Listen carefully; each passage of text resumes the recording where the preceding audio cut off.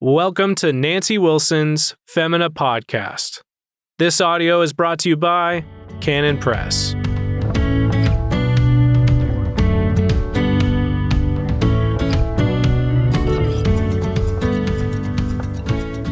Welcome to the Femina Podcast. This is Nancy Wilson. Thanks so much for joining me today.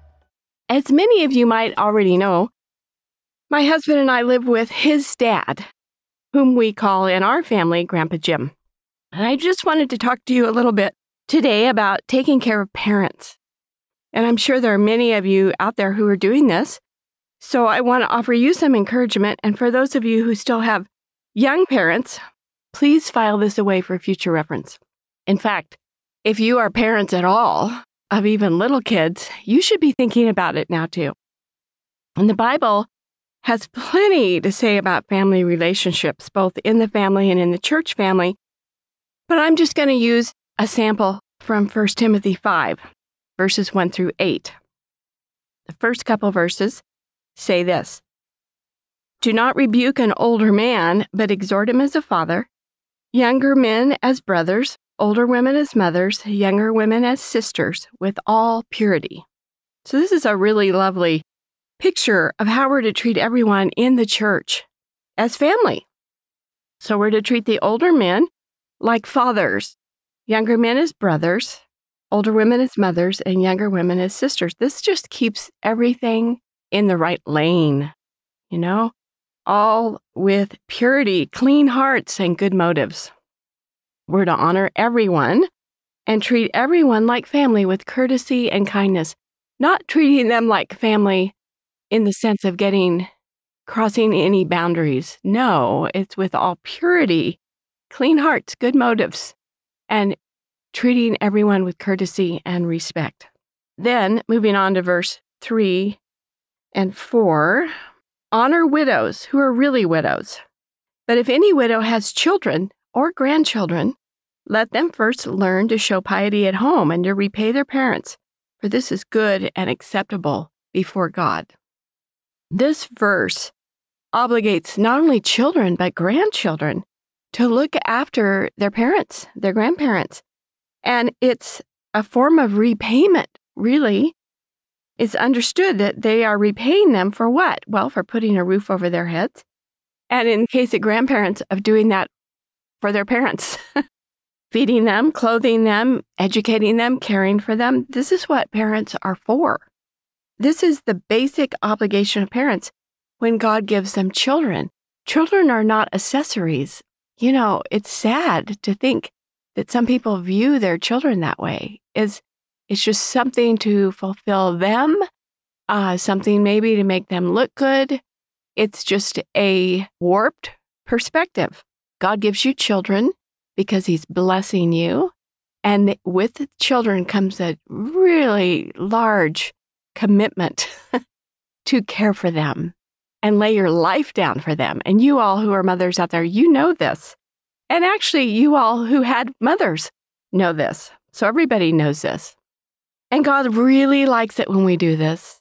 It is good and acceptable in His sight. It's a way of showing piety. And what is piety?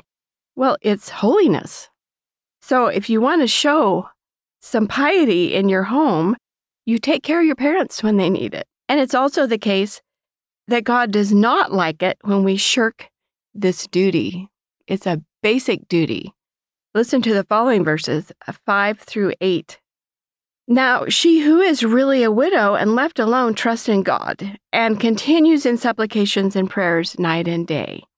In other words, she has no family. If she's really a widow, she has no one to help her. So she is encouraged here to just pray night and day. But, verse 6, "She who lives in pleasure is dead while she lives. And these things command that they may be blameless. But if anyone does not provide for his own, and especially for those of his household, he is denied the faith and is worse than an unbeliever." All right. If anyone doesn't provide for his own, especially those of his household. So there are some who are our own who are not in our household.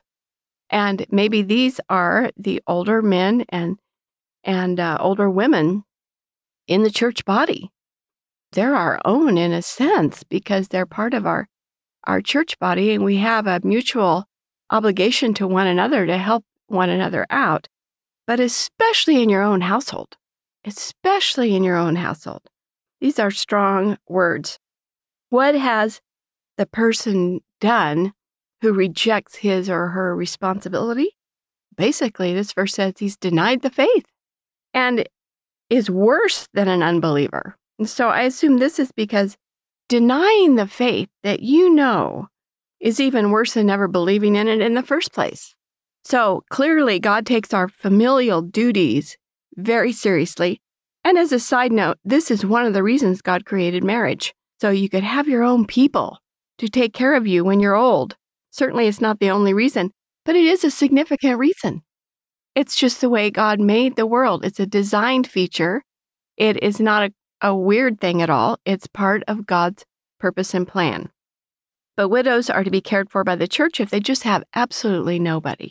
So what has happened to this duty of caring for parents in our generation? Well, it is big business because children have, quote, their own lives, right? And don't want to be saddled with all the responsibilities of caring for their parents. And so many of the elderly are shuttled off to nursing homes where they're so lonely and separated from their family. Now, I know, absolutely, of course, there comes a point where it's simply not physically possible to care for the elderly just because of human limitations. And if they are in such a physical place themselves that you cannot provide the care they need. And so when it comes to that, obviously, some kind of help is needed. And it may be the only option. So I'm not talking about extreme cases, all right? I understand. But where it is humanly possible, it ought to be our first choice to care for our own family members.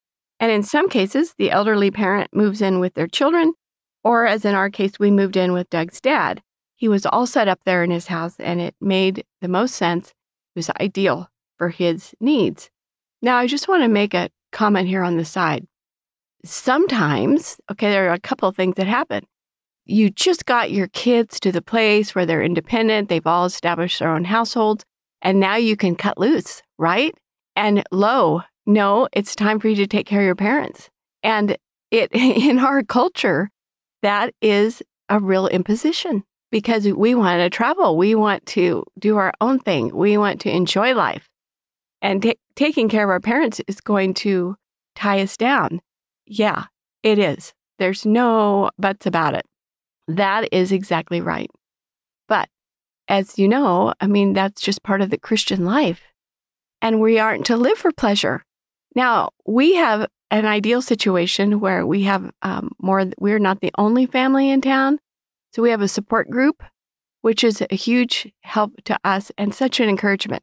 If we have to go out of town or we need to get out of town or we want to get out of town, we have people that we can ask to move in. And we have even friends who volunteered to do that in the past so that we can get away. So I understand the sacrifice and the difficulty, but it doesn't change the commandment. And God means it for our good. We aren't really to live for ourselves, are we? And when we think we've got the chance to, he says, not yet. No, or probably not ever, people, because it wouldn't be good for our souls, would it? So remember also, whoever you are, wherever, whatever stage you are in, that you want to be the kind of parents who will be cooperative when this happens to you. I remember one time, quite a few years ago, we were talking about someone, I do not know who it was, obviously some widow who needed a place to live and her children weren't inviting her in.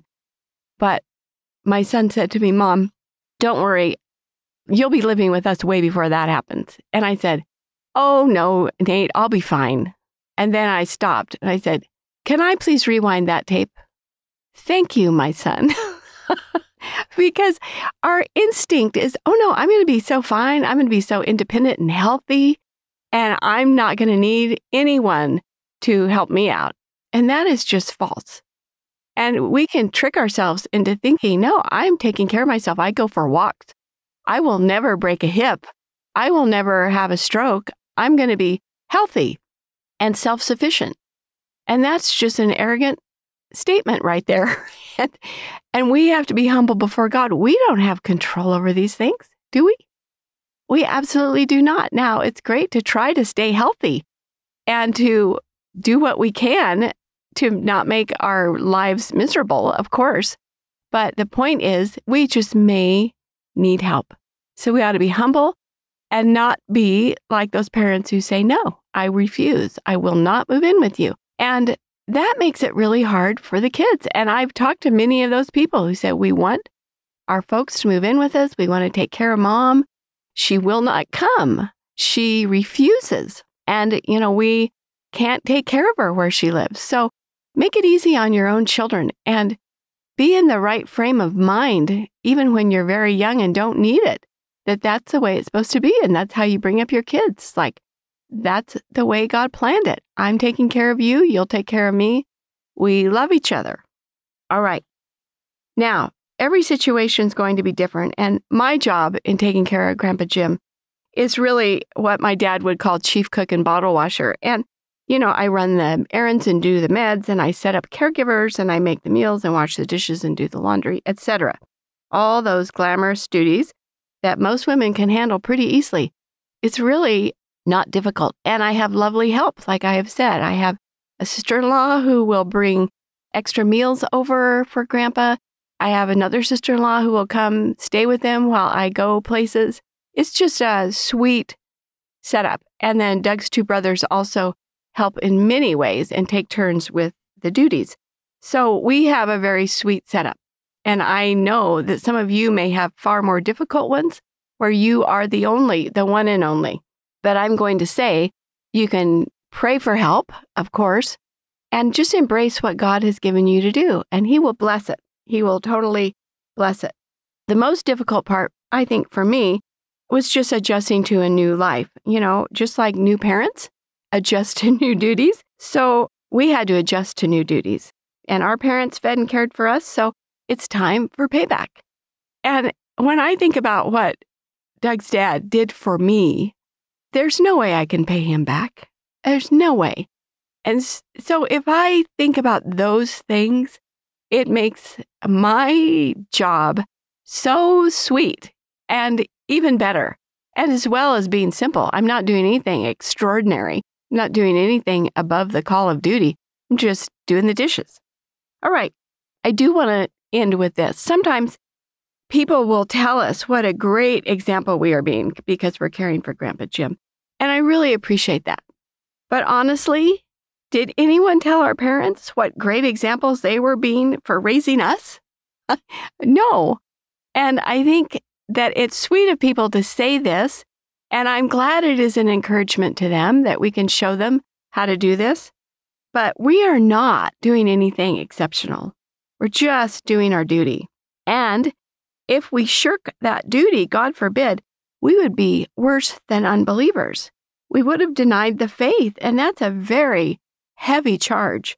So when we're caring for Doug's dad, we are just affirming our faith, and we're showing gratitude to God for His provision for us all those years when we were simply taking it all for granted. I wasn't thanking my mom, was I, in the crib for just keeping me warm and feeding me and changing my diapers? Goodness. It's not easy being parents. It's a big commitment. It costs a lot of money. It requires patience and fortitude. It really is heavy lifting to bring up a family by the grace of God. And in God's arrangement of duties, it's a big commitment to care for our parents when they are old. But it is what we are built for. It pleases God, and it's a blessing to our parents. Many of our friends have cared for their parents in various ways, and many are caring for them right now. And they're just doing it cheerfully, quietly, faithfully. And I so appreciate that faithfulness that we have in one another. And we can confer and say, hey, what did you do when your mom started doing that? Have you got any tips? So just like moms do, taking care of little kids. So this is the way the family of God is supposed to work. It's how we honor our parents, which is the fifth commandment with a promise. It's how we obey God. And so really, no other argument is needed. Thank you so much for joining me today, and blessings on your day.